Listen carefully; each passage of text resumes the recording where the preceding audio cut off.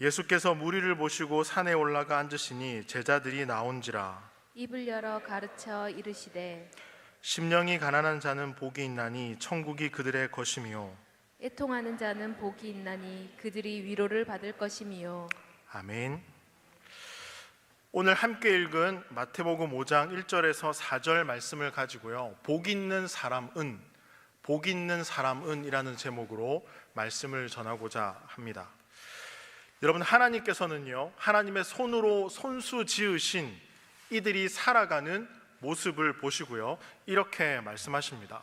시편 1편 1, 2절에서요 복 있는 사람은, 이 복은 행복으로 번역이 됩니다. 행복한 사람은 악인들의 꾀를 따르지 아니하며 죄인들의 길에 서지 아니하며 오만한 자들의 자리에 앉지 아니하고 오직 여호와의 율법을 즐거워하며 그의 율법을 주야로 묵상하는도다. 하나님께서는요, 그리스도인의 삶이 복되기를 원하십니다. 한마디로 행복하기를 원하신다라는 겁니다. 그래서 행복한 사람은요, 하나님을 가까이 하는 사람이다라고 말씀하십니다. 그래서 우리는 말씀을 통해서 행복한 사람이 하나님을 가까이 하는 사람이구나 라는 사실을 깨닫게 됩니다. 여러분, 우리 인간은요, 육체와 영혼을 가진 존재로 창조되었습니다. 창세기 2장 7절 말씀을 보시면요, 여호와 하나님이 땅의 흙으로 사람을 지으시고 생기를 그 코에 불어넣으시니 사람이 생명이 된지라. 아멘이십니까? 그래서 육체의 생명은 영혼에 있고, 이 영혼의 생명은 누구에게 있습니까? 하나님께 있습니다. 그래서 행복해지려면 이 육체와 영혼이요, 적절한 공급을 받아야 됩니다. 좋은 상태를 유지해야 된다라는 거죠. 여러분, 육체와 영혼이 좋은 상태를 유지하기 위해서는요, 하나님이 지으신 대로 살아가야 됩니다. 하나님이 말씀하신 대로 살아갈 때 우리의 육체와 영혼은요, 결핍이 없이 이 땅에서 행복을 누리며 살아갈 수 있다라는 것입니다. 그런데 육체는요, 흙으로부터 왔기 때문에 이 땅의 모든 것을 소유하고 싶어 합니다. 여러분, 소유의 끝이 있습니까? 없죠. 반면에 영혼은요, 하늘로부터 내려오는 이 영혼의 진리의 말씀으로부터 공급을 받습니다. 육체는요, 결핍이 찾아오면 예민하게 느껴집니다. 우리가 추우면 옷을 껴입고 배가 고프면 음식을 찾는 것처럼 당장 입지 못하고 먹지 못하면 우리 일상에 문제가 찾아오죠. 그래서 살아가면서 이 육체의 결핍이 생길수록 우리는요, 갈등을 마주하게 됩니다. 삶이 예민해지죠. 반면에 영혼의 결핍은요, 예민하게 느끼지 못합니다. 당장 내 삶에 말씀이 없어도 별 어려움이 없는 것 같이 살아갑니다. 그러나 나중에 후회하죠. 왜요? 우리 영혼의 생명은 누구의 것이니까요? 하나님의 것이니까요. 그래서 해결할 수 없는 어려움이 찾아오면 하나님을 찾습니다. 인생의 고비에서 마음을 열고 하나님을 만나고 싶어 합니다. 왜 그럴까요? 우리가 하나님의 소유이기 때문입니다. 여러분, 오늘 본문을 보시면 예수님께서는 자신을 따르는 무리를 보셨다라고 기록하고 있습니다. 그리고 산에 오르셨죠. 그 산에서 진리의 말씀을 가르치시는데 이 5장 1절 말씀에서 보시고라는 이 단어에 주목하셔야 됩니다. 눈으로 보는 것을 의미하지 않고 어떤 사물을 보고 그 사물의 상태를 완전히 파악하고 있다라는 단어입니다. 사람의 눈으로는 볼 수 없지만 예수님께서 산에 앉으시고 말씀을 전하기 전에 그곳에 모인 많은 사람들의 영혼의 상태를 보시고 계셨습니다. 그런데 모인 사람들의 영혼이요, 별로 좋지 않았습니다. 좋은 상태가 아니었던 거죠. 여러분, 우리는 코로나 기간을 3년이 넘는 시간을 보냈습니다. 그때 제가 여러분들에게 반복해서 드린 말씀이 있습니다. 그 말씀은 무엇일까요? 기억 못하셔도 괜찮습니다. 제가 얘기할 거니까요. 이 시간에 영적인 감각을 잘 유지하세요 였습니다. 여러분, 잘 유지하고 계십니까? 아멘, 감사합니다. 사람들은 대부분요, 이 육체의 일에 몰두합니다. 가난한 사람은 조금 더 부유해지길 원하고, 상처받은 사람은 이 상처가 치유되길 원하고, 병이 있는 사람은 병이 낫기를, 관계가 깨어진 사람은 회복되기를. 이렇게 되면 조금 더 행복해지겠지, 내 삶이 나아지겠지. 그런데 어느 정도 사실이지만 결국 한 가지가 해결되면 또 다른 문제가 찾아오는 것이 우리의 삶이지 않습니까? 아마 사는 날 동안에 문제가 없는 삶이 있을까요? 아니요, 항상 문제는 있습니다. 그렇게 애쓰며 살고 있던 사람들이 예수님의 말씀을 듣기 위해 산으로 갔고 예수님 앞에 앉았습니다. 예수님은요, 한 사람 한 사람의 영혼의 상태를 보시고 5장 2절 말씀 같이 읽겠습니다. 입을 열어 가르쳐 이르시되. 누가 입을 여셨습니까? 예수님이시죠. 예수님은 하나님의 아들이십니다. 모르긴 몰라도 하나님의 아들이신데 진리의 말씀을 너무나 잘 알고 있을 것입니다. 아니나 다를까 이 예수님은 요한복음 14장 6절에서 예수께서 이르시되 내가 곧 길이요 진리요 생명이니 나로 말미암지 않고는 아버지께로 올 자가 없느니라. 예수님께서 길이요 진리요 생명이십니다. 이 길이요 진리요 생명이신 예수님께서 입을 열어 말씀을 전하십니다. 그 말에 귀를 기울일까요? 기울이지 않을까요? 기울이지 않겠습니까? 기울이죠. 여러분, 성경 말씀 마태복음에 보시면 예수님의 이 말씀은 무리들의 마음을 사로잡았다라고 표현합니다. 무리들이 예수님의 말씀을 듣고 놀랐다라고 얘기합니다. 와우! 이게 은혜였어. 이게 예수님의 말씀이구나. 왜요? 예수님은 누가복음 2장 52절에서요, 예수는 지혜와 키가 자라며 하나님과 사람에게 더욱 사랑스러워 가시더라. 어릴 때부터 성경을 알았고 성경을 배우신 분이 예수님이셨습니다.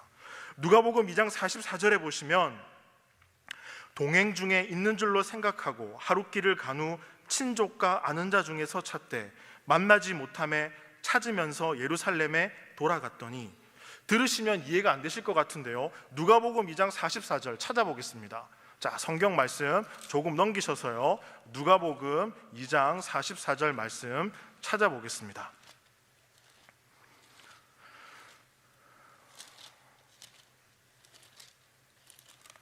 누가복음 2장 44절에서 47절 말씀 같이 읽어보겠습니다. 신약성경 90쪽입니다. 시작. 동행 중에 있는 줄로 생각하고 하룻길을 간 후 친족과 아는 자 중에서 찾되 만나지 못하매 찾으면서 예루살렘에 돌아갔더니 사흘 후에 성전에서 만난즉 그가 선생들 중에 앉으사 그들에게 듣기도 하시며 묻기도 하시니 듣는 자가 다 그 지혜와 대답을 놀랍게 여기더라. 12살이 됐을 때 이미 성전에서 말씀을 가르치는 선생들조차도 예수님의 그 말씀과 지혜에 놀랐다라고 성경은 기록하고 있습니다.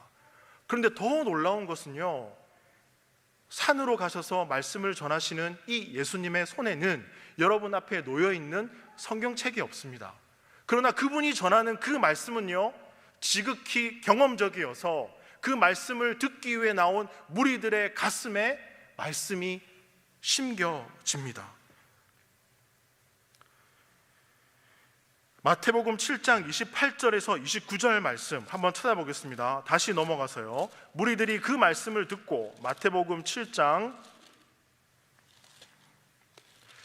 28절에서 29절 말씀, 마태복음 7장 28절에서 29절 말씀 같이 읽어보겠습니다. 예수께서 이 말씀을 마치심에 무리들이 그의 가르침에 놀라니 이는 그 가르치시는 것이 권위 있는 자와 같고 그들의 서기관들과 같이 아미함 일러라. 그 당시 종교 지도자들의 메시지와 같은 메시지가 아니라 이 말씀은요, 사람들이 듣고 놀랐다라고 말씀하고 있습니다. 이미 산으로 예수님을 따라온 사람들은요, 예수님의 말씀을 들을 준비가 되어 있다라는 것입니다. 왜요? 산까지 따라왔거든요. 시장에 있던 사람들, 회당에 있던 사람들, 오늘 여러분들이 이 늦은 시간 이 예배를 드리러 교회 오신 이유가 무엇입니까? 이곳에 말씀이 있기 때문입니다. 그 말씀을 듣고 기도하기 위해서이지 않습니까? 배가 고픈 사람이 음식을 찾듯이 하나님을 바라보게 되면 그분의 말씀을 바라보게 되어 있다라는 사실입니다. 왜요? 말씀이 저와 여러분의 생명의 양식이기 때문입니다. 여러분, 예수님께서는 마태복음 4장 4절에서 말씀하십니다.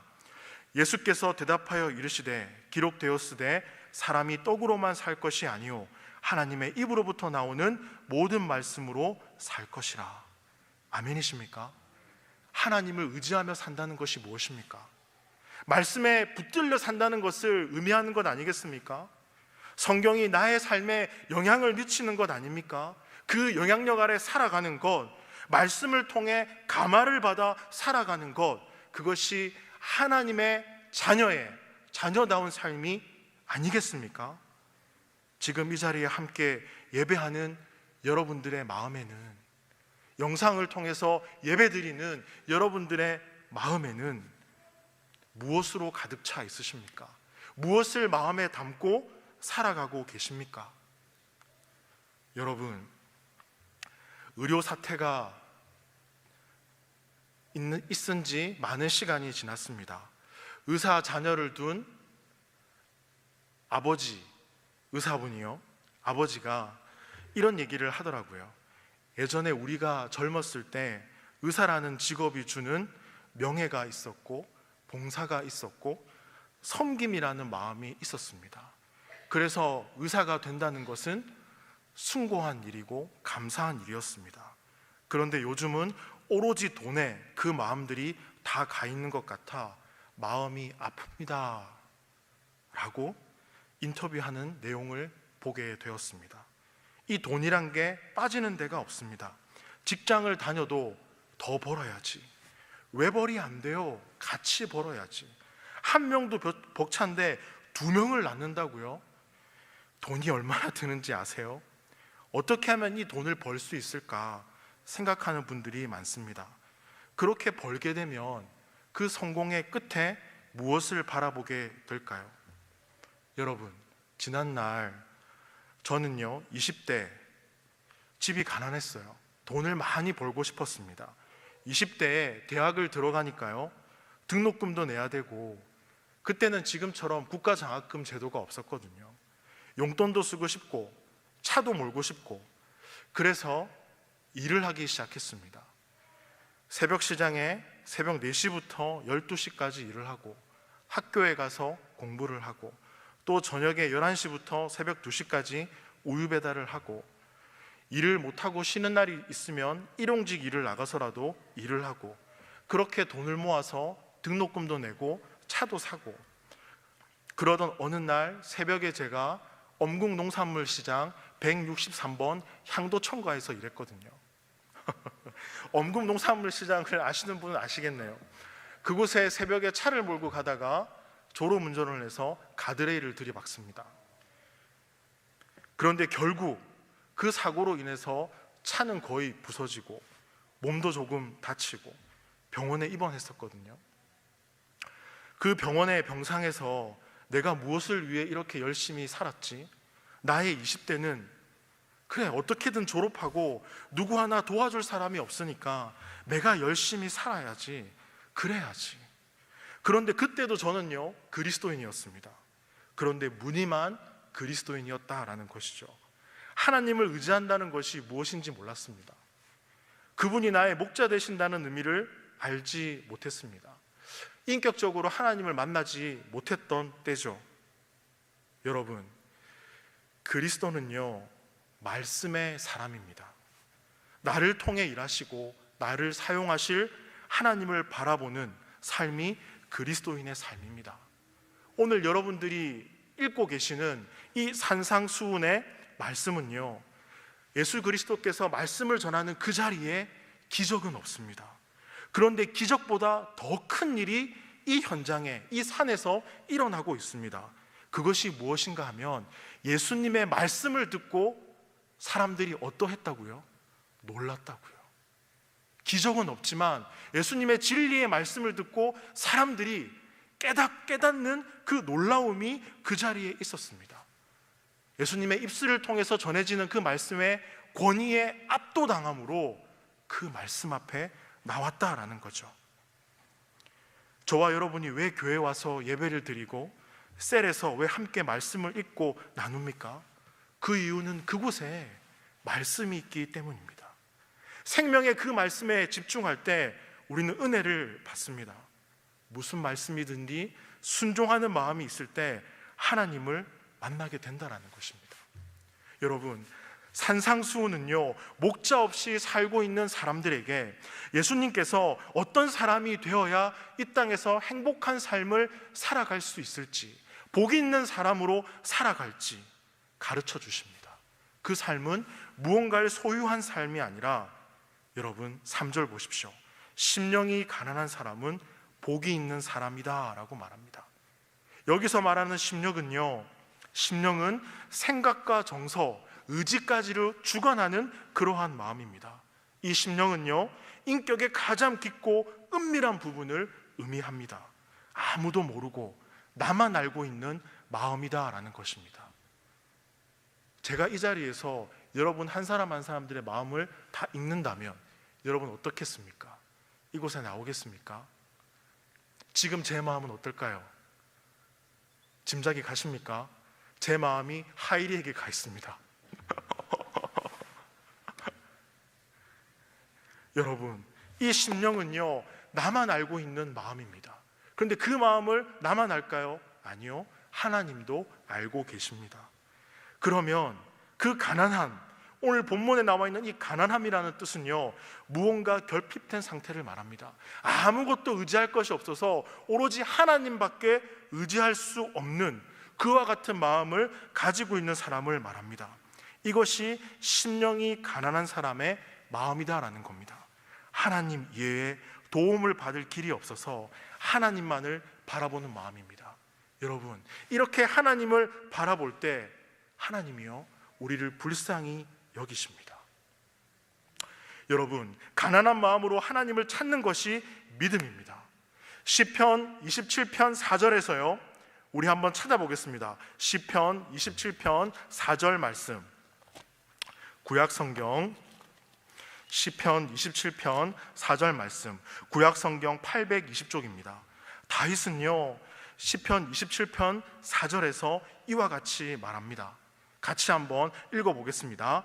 내가 여호와께 바라는 한 가지 일, 그것은 구하니니 곧 내가 내 평생에 여호와의 집에 살면서 여호와의 아름다움을 바라보며 그의 성전에서 사모하는 그것이라. 하나님, 내 인생에 소원이 하나 있습니다. 그것은 하나님을 바라보고 하나님이 하실 일들을 바라보며 주님을 사랑하며 살아가는 것입니다. 여러분, 이 마음이 심령이 가난한 사람의 마음입니다. 주님밖에 의지할 분이 없습니다. 저는 그렇게 차 사고가 난 이후에요, 저의 마음이 돈 많이 벌고 싶다, 잘 살아보고 싶다, 그런 저의 마음이요, 하나님께로 시선을 옮기게 되었습니다. 아니, 이제 하나님께 내 마음을 좀 두자, 하나님께 내 삶을 좀 드려보자, 그분의 일하심을 이 20대에 경험해보자. 잠언 16장 9절에서 사람이 마음으로 자기의 길을 계획할지라도 그의 걸음을 인도하시는 이는 여호와이시니라. 나를 통해 일하실 하나님을 기대하며 하나님은 나를 통해 어떤 계획을 갖고 계실까? 그래서 저는 시편 27편 1절 말씀, 안 넘기셨죠? 시편 27편 1절 말씀 같이 한번 읽어보겠습니다. 여호와는 나의 빛이요 나의 구원이시니 내가 누구를 두려워하리요. 여호와는 내 생명의 능력이시니 내가 누구를 무서워하리요. 내 생명의 능력 되시는 주님을 내 인생 가운데 만나보고 경험하고 살아가자. 그 주님을 바라보게 되었습니다. 내 삶을 비추실 이 말씀을 바라보자 제 마음 가운데 소망이 생겼습니다. 그렇게 퇴원을 하고 몇 주가 지난 후에 담임 목사님이 저를 부르십니다. 무슨 말씀을 하시기 위해 저를 부르셨을까요? 승범아, 교회에서 장학금을 줄 테니까 아르바이트 다 내려놓고 간사로 섬겼으면 좋겠어. 그래서 저는 대학부를 섬기는 간사가 되었습니다. 그때 간사비로 제가 얼마를 받았을까요? 40만 원을 받았습니다. 와, 그렇게 학업을 감당하며 충실히 신학대학원을 준비해봐 라고 목사님이 권면해 주셨고, 그리고 그 다음 해에 중고등부를 맡겨주셨습니다. 그렇게 하나님의 선하심을 맛보며 살아가는 삶이 시작이 되었는데, 제 안에 늘 걱정과 염려가 들었는데요, 자신이 없었거든요. 내가 목회자가, 내가 교역자가, 두려운데. 그러던 어느 날 저희 교회와 사직동 교회가 축구 경기를 하게 되었습니다. 제가 몸은 이래도 별명이 나르는 돈가스였거든요. 그때는 그런 별명이 있었습니다. 얼마 전에 제가 탁구 치는 모습을 보고 한 집사님이, 목사님 보기보다 날렵하시네요, 그러시더라고요. 그래서 제가 축구 경기할 때 항상 저의 포지션은 골키퍼였습니다. 몸을 좀 잘 날리거든요. 등치가 있으니까 잘 맞겠죠. 그렇게 사직동 교회와 축구를 하다가 십자인대가 다치게 됩니다. 오른쪽이요. 제 오른쪽 십자인대는 군복무 시절에도 한번 훈련 때 다쳤던 무릎이었습니다. 그러니까 두 번째로 다치게 되었어요. 무릎이 이렇게 덜렁덜렁 거리더라고요. 그런데 한번 다친 경험이 있어서인지 괜찮아. 그리고 나서 병원에 입원을 했는데요, 제가 병원에 입원한 병원은 부산에 있는 보훈병원입니다. 여러분, 군대에서 다리를 다치니까 좋은 게 있더라고요. 제 다리를 국가에서 평생 책임져 준답니다. 우와, 너무 좋은 제도 아닙니까? 제 다리만요, 다리만. 오른쪽 다리만. 다른 데도 좀 책임져 주면 안 되나? 이런 생각이 좀 들었는데요. 그래서 보훈병원에 입원을 하고 수술을 받았습니다. 그런데 아버지께서 어느 날 저에게 오셔가지고 이런 말씀을 하셨습니다. 승범아, 네가 군대에서 훈련 중에 무릎을 다쳐서 국가유공자 심사를 넣었는데 떨어졌잖아. 그런데 이번에 두 번째 수술을 했는데 조금 있으면 유공자 심사를 한대. 한번 받아볼래? 괜찮지 않니? 아버지, 사회에서 다쳤는데 국가에서 심사를 해 주겠습니까? 등급을 줄까요? 저는 믿음이 없어서이신지 아니요 라고 했는데요, 아버지께서 계속 부탁을 하시더라고요. 그래서 심사받는 전날에 받아보겠습니다 라고 얘기를 했어요. 그런데 문득 제 안에 그런 기도가 되어졌습니다. 어떤 기도가 되어졌냐면요, 믿음이 없던 기드온이 하나님께 사인을 보여달라고 했던 그 장면이 저에게 생각이 났습니다. 철없던 제 20대 27살, 저 역시 그 장면이 생각이 나서 두렵고 떨리는 마음으로, 하나님, 제 인생을 책임져 주신다는 사인을 보내주시면 제가 신학을 하겠습니다. 와, 진짜 지금 생각해도 너무 철이 없던 기도였습니다. 다음 날 심사를 받기 위해 수술한 지 일주일이 지났거든요. 여전히 저는 휠체어를 타고 다리를 들고 아버지가 뒤에서 밀어주고 그 심사를 하는 서울에서 온 의사 앞에 갔습니다.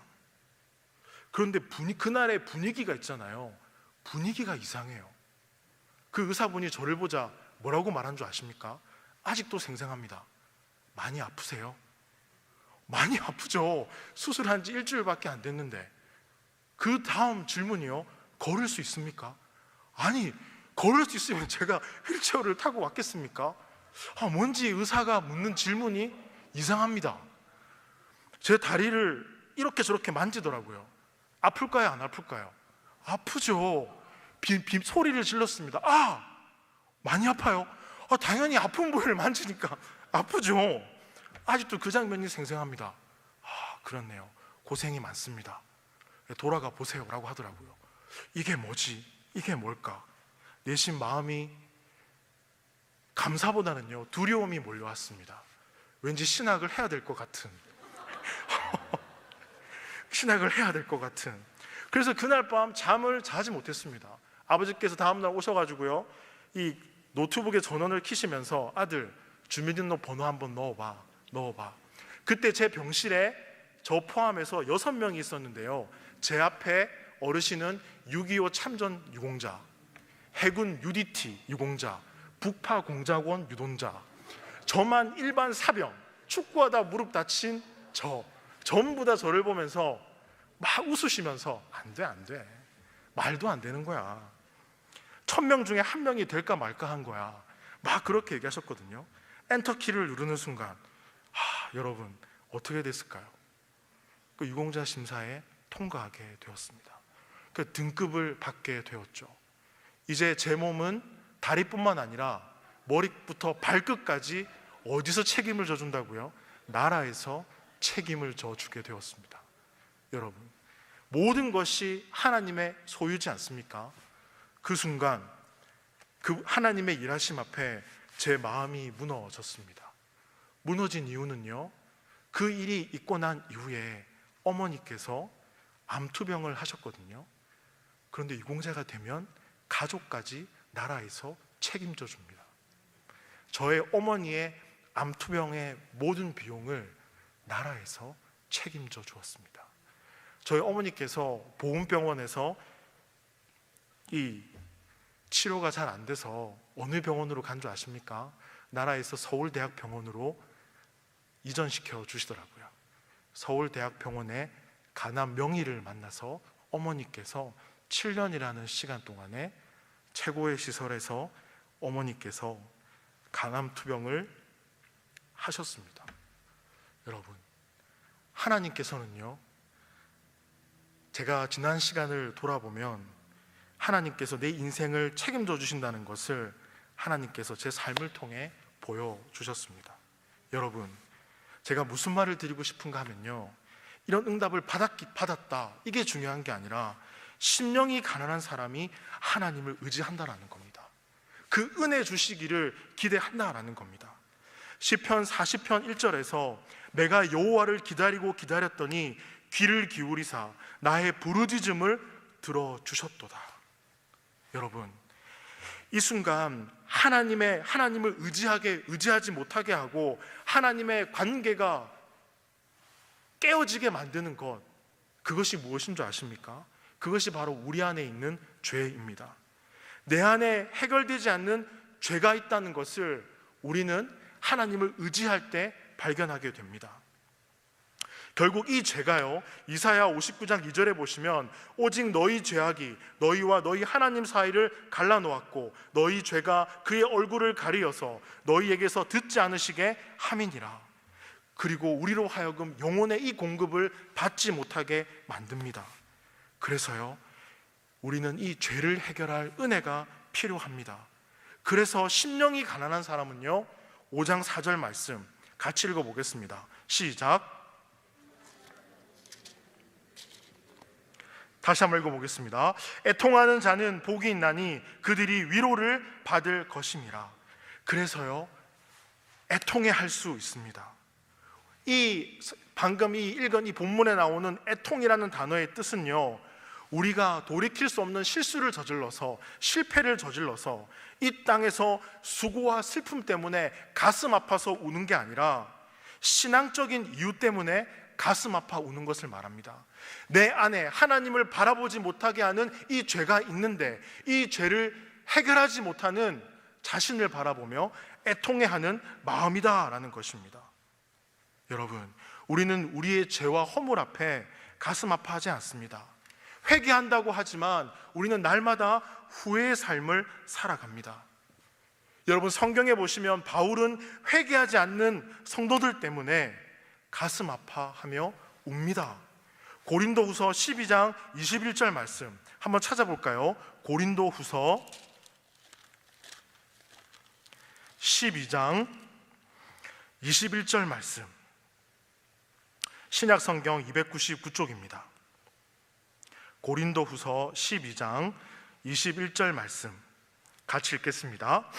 또 내가 다시 갈 때 내 하나님이 나를 너희 앞에서 낮추실까 두려워하고 또 내가 전에 죄를 지은 여러 사람의 그 행한 바 더러움과 음란함과 호색함을 회개하지 아니함 때문에 슬퍼할까 두려워하노라. 바울은 회개하지 않는 성도들을 보며 가슴 아파합니다. 이것이요, 오늘 본문에 나와 있는 애통이라는 단어의 뜻입니다. 심령이 가난한 사람은 애통하는 마음이 있는 사람입니다. 말씀의 사람인 에스라 역시 성전 앞에서 웁니다. 왜요? 에스라 1장 1절에 보시면 에스라가 하나님의 성전 앞에 엎드려 울며 기도하며 죄를 자복할 때 많은 백성이 크게 통곡하며 이스라엘 중에서 백성의 남녀와 어린아이의 큰 무리가 그 앞에 모인지라. 에스라는 성전에 들어가지 않고 웁니다. 왜요? 이스라엘 백성들이 죄를 범했기 때문입니다. 내가 지은 죄가 아닌데도 백성들이 지은 그 죄 때문에 가슴 아파서 에스라는 성전에 들어가지 못하고 성전 입구에서 가슴을 치며 운다라는 것입니다. 여러분, 하나님이 지으신 대로 살아가지 못하고 이 땅에서 행복을 누리지 못하고 살아가는 이들을 향한 하나님의 아픈 마음을 보여주는 장면입니다. 바울의 울음에서, 에스라의 이 울음에서 우리는 우리가 바라봐야 할 분은 역시 하나님이시지, 그것을 깨달을 수 있는 은혜가 있기를 소망합니다. 제가 저의 삶에서 시선을 옮겨 하나님을 바라봤듯이요. 여러분, 한 걸음 더 나가 예루살렘이 망하게 되었을 때 예레미야는 슬퍼하며 웁니다. 말로 표현할 수 없을 정도로요. 눈물이 하염없이 그의 뺨을 흘러내렸다라고 성경은 기록합니다. 예레미야애가 1장 2절에 보시면 밤에는 슬피 우니 눈물이 뺨에 흐르며 사랑하는 자들 중에 그에게 위로하는 자가 없고 친구들도 다 배반하여 원수들이 되었도다. 예레미야는 하염없이 웁니다. 1장 12절에 보시면 지나가는 모든 사람들이여 너희에게는 관계가 없는가? 나의 고통과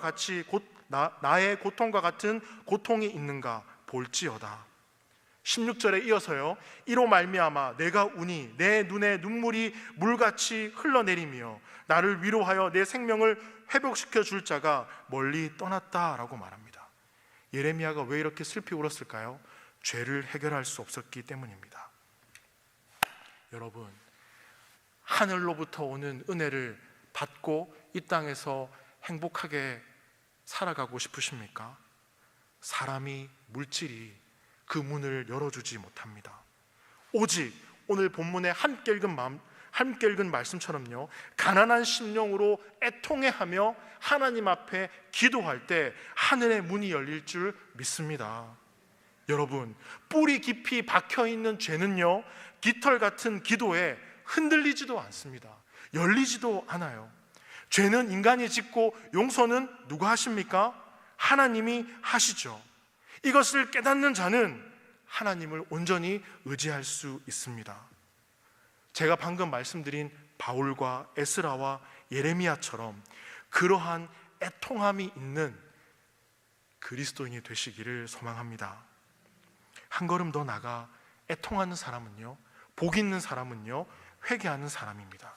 여러분, 다윗은 지난날 하나님 앞에 범죄합니다. 자신의 부하의 아내를 범하는 죄를 저지르죠. 그래서 용서를 받고자 하나님께 제사를 드립니다. 그러나 하나님이 용서해 주셨을까요? 아니요. 미가서 6장 7절에 보시면 여호와께서 천천의 순양이나 만만의 강물 같은 기름을 기뻐하실까? 내 허물을 위하여 내 마다들을, 내 영혼의 죄로 말미암아 내 몸의 열매를 드릴까? 이것으로 죄를 해결하지 못했습니다. 하나님이 원하시는 것은 무엇이었냐면요, 바로 다윗의 겸손함이었습니다. 하나님의 자녀다움을 잃어버린 것을 회개하는 그 마음을 하나님은 받고 싶으셨어요. 그래서 다윗은 하나님 앞에 금식하며 매달립니다. 시편 6편 6절에 보시면 내가 탄식함으로 피곤하여 밤마다 눈물로 내 침상을 띄우며 내 요를 적시나이다. 밤마다 그는 하나님 앞에 울었습니다. 그리고 회개하는 사람이 되었고요, 애통하는 사람, 가난한 마음을 소유한 사람이 되었습니다. 여러분, 하나님의 이름을 부르며 회개했던 다윗은요, 다시 하나님을 만나게 됩니다. 여러분, 우리가 하나님을 우리 삶의 자리에서 찾지 않는다면 우리는 애통해야 됩니다. 애통해야 할 줄 믿습니다. 애통해야 복음을 전할 수 있고 선교를 할 수 있고 다음 세대를 세워갈 수 있습니다. 이 애통하는 마음이 없으면요, 다음 세대에 복음이 흘러가지 않습니다. 여러분, 이런 말 들었죠? 한 반에 예수 믿는 학생이 한두 명이래. 그럼 어떻게 해야 됩니까? 애통해야죠. 슬퍼하며 기도해야 됩니다. 셀이 모이지 않는데, 저 집사님이 교회 오지 않는데 누구가 안 와? 그럼 어떻게 해야 되겠습니까? 애통해야죠. 슬퍼하며 기도해야죠. 교회에 섬길 사람이 없대. 어떻게 해야 합니까? 애통해야죠. 슬퍼하고 기도해야죠. 우리 셀을 위해 같이 기도하자. 기도할 사람이 없대. 어떻게 해야 됩니까? 애통해야죠. 슬퍼하며 기도해야죠. 내 삶에 역사하신 하나님을 경험하고 싶어. 어떻게 해야 됩니까? 애통해야죠. 슬퍼하며 기도해야죠. 예수님께서는요, 죄가 없으셨습니다. 그런데 예수님께서는요, 성경에 우셨다는 표현이 3번 나옵니다. 누가복음 19장 41절, 가까이 오사 성을 보시고 우시며, 요한복음 11장 35절, 예수께서 눈물을 흘리시더라. 마지막으로요, 이 말씀이 중요합니다. 히브리서 5장 7절 말씀, 그는 육체에 계실 때에 자기를 죽음에서 능히 구원하실 이에게 심한 통곡과 눈물로 간구와 소원을 올렸고 그의 경건하심으로 말미암아 들으심을 얻었느니라. 이 말씀은요, 여러분, 십자가를 피하게 해주세요 라는 기도가 아니라 죄에 대한 통곡이었고 구원에 대한 통곡이었습니다. 이 땅에 남아있는 사랑하는 사람들이 구원을 받고 회복하기를 소망하는 예수님의 눈물이었다라는 것입니다. 예수님이 십자가에 달리시기 전에 저와 여러분을 위해서 우셨다라고 성경은 기록하고 있습니다. 울어야 될 이유가 없는 분이 저와 여러분 때문에 우셨다라고 말합니다. 여러분, 예수님은 이 애통함으로요, 당신의 사랑하심을 우리에게 보여주셨습니다. 그리스도인이 된다는 것은 이 애통함이 무엇인가를 알고 살아가는 인생이다라는 것입니다. 여러분, 시편 119편 136절을 보시면요, 시인은요 이렇게 웁니다. 그들이 주의 법을 지키지 아니하므로 내 눈물이 시냇물같이 흐르나이다. 얼마나 울었으면 시냇물같이 울었다라고 표현합니까? 이 눈물을 멈추게 할 수 있는 것은 무엇일까요? 시인의 소원은 소박했습니다. 주님, 그들이 하나님을 가까이 하는 것입니다. 그들이 하나님의 말씀을 따라 뜻대로 살아가는 것입니다. 저와 여러분이 가슴에 이 시인의 고백을 품으셨으면 좋겠습니다. 하나님 없이 살아가는 사람들, 믿음이 있지만 무엇을 향해 나아가는지도 모르고 그저 그렇게 살아가는 것이 아니라 가난한 심령으로 애통해하는 마음을 가지고, 이 세상은요 죄를 보지 못하고 감추고 포장합니다. 그러니 누군가 대신해서 울어 죽어야 되죠. 저는 그 사람이 여러분이 되기를 소망합니다. 예수님은 말씀하십니다. 대신 울어줄 수 있는 애통함이 있는 자들은요, 자, 같이 읽어보겠습니다. 5장 4절 말씀, 시작. 애통하는 자는 복이 있나니. 대신 울어줄 수 있는 이 애통함이 있는 이 인생, 하나님의 말씀 없이 살아가는 자신의 모습을 보고 울며 하나님 앞에 부르짖고 하나님을 바라보기를 소원하는 이 애통함이 있는 이 인생은 하나님이 복이 있다라고 말합니다. 왜요? 하늘로부터 오는, 하나님으로부터 오는 무엇을 받기 때문입니까? 후반절 같이 읽어보겠습니다. 그들이 위로를 받을 것이며. 누구에게 위로를 받는다고요? 하나님으로부터 위로를 받는다라고 말합니다. 그래서 애통하는 삶은요 행복한 삶입니다. 하나님께서 말씀하시죠. 세상 끝날까지 너희와 함께 하실 것이다. 우리와 함께 하심으로 우리는 위로를 받습니다. 여러분 잘 생각해 보십시오. 성부 하나님은 사랑을 주시고요, 성자 예수님은 은혜를 주시고 성령 하나님은 우리를 위로해 주십니다. 이것이 이 땅의 모든 그리스도인들을 붙들고 있는 하나님의 사랑이다라는 것입니다. 결과적으로 하나님의 위로해 주심으로 저와 여러분이 하나님의 자녀답게 살아갈 수 있게 해 주십니다. 특별히 하나님의 위로가 복이 되는 것은요, 시편 34편 8절 말씀, 너희는 여호와의 선하심을 맛보아 알지어다. 그에게 피하는 자는 복이 있도다. 하나님의 선하심을 우리 삶 가운데서 경험하게 하십니다. 제 간증이 여러분의 간증이 되기도 하고 아닐 수도 있겠지만 저는 하나님의 선하심을 맛보며 살아가고 있습니다. 우리 담임 목사님께서 예수님을 인격적으로 만났던 40대의 그 어느 날처럼, 여러분들이 예수님을 만났던 그때의 그 날처럼 그 주님이 여러분의 삶 가운데에 그리스도의 선하심을 맛보며 살아갈 수 있게 해 주신다라는 것입니다. 그 하나님을 만나지 못하고 있다면, 어떤 죄 때문에 하나님께 나아가지 못하고 있다면 여러분, 지금은요 애통해야 할 때입니다. 가난한 심령으로 하나님을 바라보며 기도할 때이다 라는 것입니다. 여러분, 시편 18편 1절에서요 다윗은요 이렇게 고백합니다. 나의 힘이신 여호와여, 내가 주를 사랑하나이다. 여러분, 이 고백을 하며 하나님께 울며 기도해도 우리의 현실에 변한 것은 없습니다. 그런데요, 그 현실을 감당할 힘이 우리에게 생깁니다. 시편 23편 4절에서 내 영혼을 소생시키시는 그 주님을 우리가 만나기 때문입니다. 그리고 오늘 5장 4절에 나와 있는 위로하시는 주님이 우리와 함께 하시기 때문입니다. 그래서 오늘 말씀의 제목처럼 복 있는 사람은 애통할 줄 아는 사람입니다. 여러분, 이제요 하나님 앞에서 울 때입니다. 주님이 저와 여러분을 위해 울어주신 것처럼 이제 저와 여러분이 울 차례입니다. 내 안에 말씀이 없다는 그 사실 앞에, 내 믿음이 더 자랐으면 좋겠다는 그 기도 제목 앞에, 내 자녀에게 믿음의 유산을 물려주고 싶다는 그 기도 앞에, 저 다음 세대에 우리의 믿음을 흘려보낼 수 있다는 그 기도 앞에 가난한 마음으로 울 때다라는 것입니다. 여러분, 부요한 여러분의 이 심령을 내려놓고 가난한 심령으로 오직 하나님만을 바라보며 나아갈 수 있는 저와 여러분의 삶이 되길 소망합니다.